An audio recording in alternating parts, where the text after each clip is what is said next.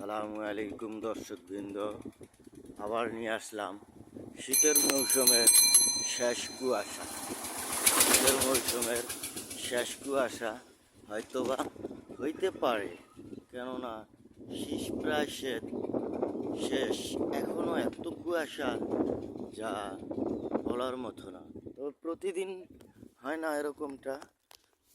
আজকে অনেক দিন পরে অনেক কুয়াশা পড়লো না নাতি? অনেক দিন পর পড়লো না কুয়াশা আজকে? অনেক কুয়াশা, অথচ